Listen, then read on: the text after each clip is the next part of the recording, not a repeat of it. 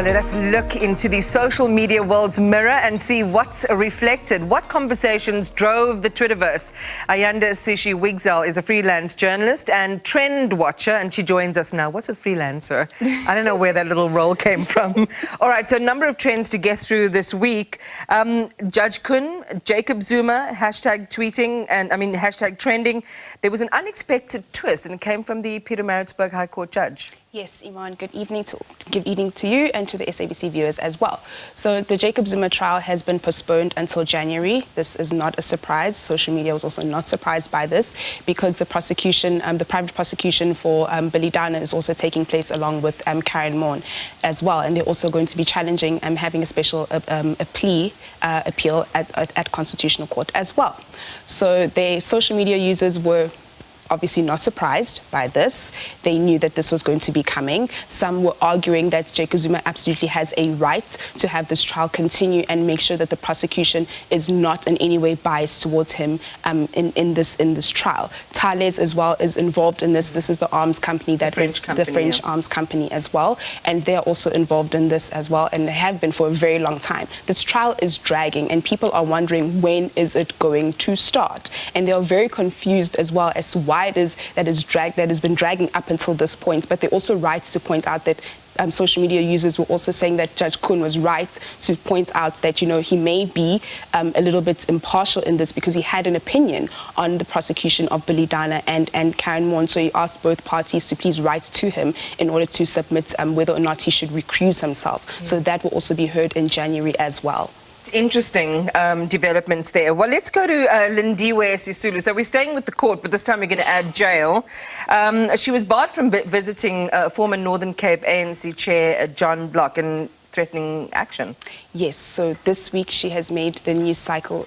She's made it into the news cycle yet again. She went to the Northern Cape to go and visit convicted fraudster John Block. I shouldn't call him that, but yes, he is convicted of fraud and serving 15 years in prison. And he is a relative of Lindiwe Sisulu. Together with Alan Bosak, they went to go and visit him, but they did not follow the correct procedures. Social media users did point out that, you know, you have to follow procedure in order for you to enter into the prisons as well. And she is not above she isn't above following procedure just because she is a minister. She did say that she is going to be suing.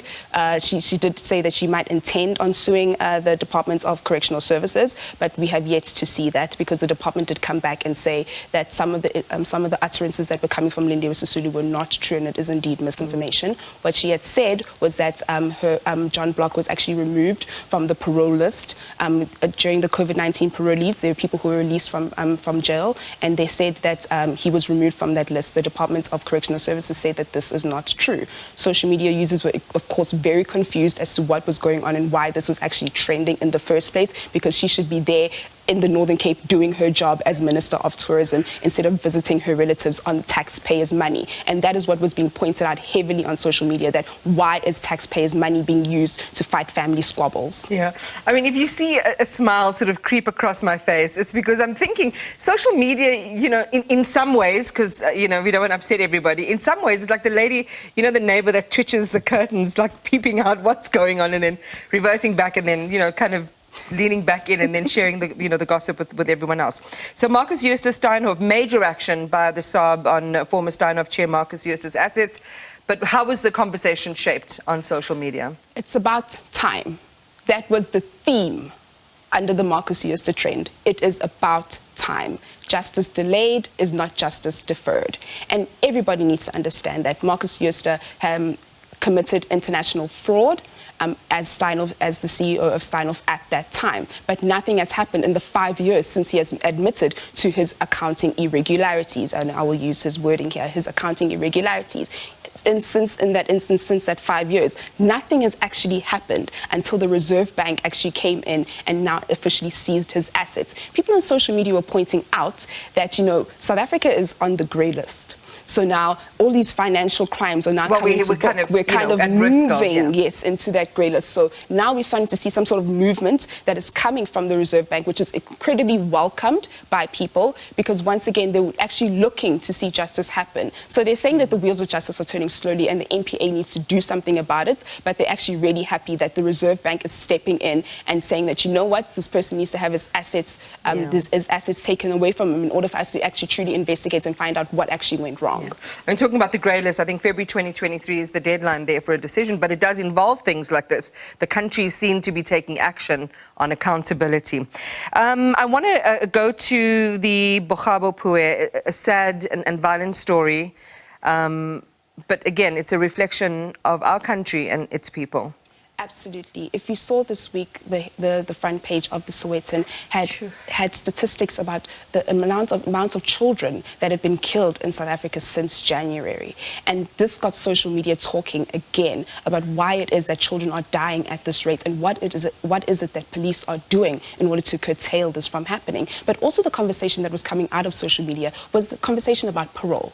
What does it take for somebody to actually get parole? What do you do when you're on parole? Are parolees actually are they surveilled to make sure that they stay within the area that they say they are staying in? Because the alleged murderer of little Bokhabo was actually out on parole for another crime that he had committed, and now this crime has been committed as well. The Gadi family is suing the Department of Justice because they say that one of the 4 accused was out on parole and that the police did not actually do their due diligence, and therefore they say that ultimately led to the death of Hilary Gadi. So we need to actually talk about what it is that how it is that the parole system in this country works. Yeah, it's a great conversation piece, and you're right. Let's bring that up onto the agenda.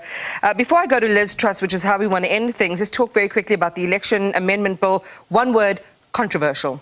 Yes, absolutely. Civil society has come out and said that, we need to, government and MPs need to actually go back to the drawing board and reject this bill. But we saw that this bill passed in National Assembly. Social media users were a little bit confused as to what is in the Electoral Amendment Bill and how does it affect them, because the language that is used is very tacit and it's hard sometimes to understand. But of course, civic society came in to kind of fill that gap as to what it is that was actually going on, as people were really, really confused as to why it is and how it is that it affects them. Because when you actually look at the numbers, normally people are not voting. The last election, 12 million people voted in the local elections, and we have a population of 55 million people. So this actually speaks to the fact 60, that people... in that range. In that range. And people have now officially opted out of the electoral system because of the way that this bill, the way that our elections work. So that is where the conversation actually was. It's about the fact that people are not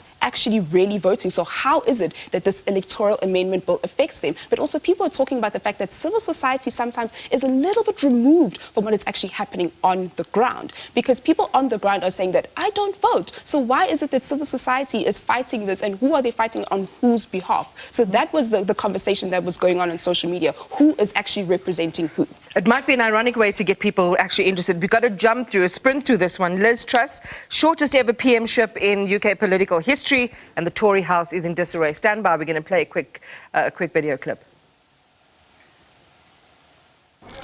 I recognise, though, given the situation, I cannot deliver the mandate on which I was elected by the Conservative Party.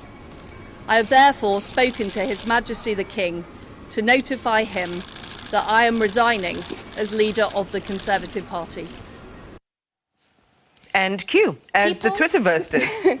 People are calling for a snap election. They are tired. They want to elect their next prime minister in the hopes that this prime minister will actually stay for a full 5-year term. If you know, the UK has gone through 4 prime ministers in the last 5 years, and it looks like they will be going into another snap election right now. Politics is not looking good there. The economy is incredibly bad. I have a friend who lives there who says that it's a struggle to actually live. Yeah. And people on social media are saying that they are tired of the Tories taking them for a ride, to quote social media users, that they're actually not taking them seriously as a country, and now it's time for them to take the country back into their hands, because the Tories are not taking it seriously. Well, I mean, it's amazing how they had to walk back so many of their so-called radical economic plans.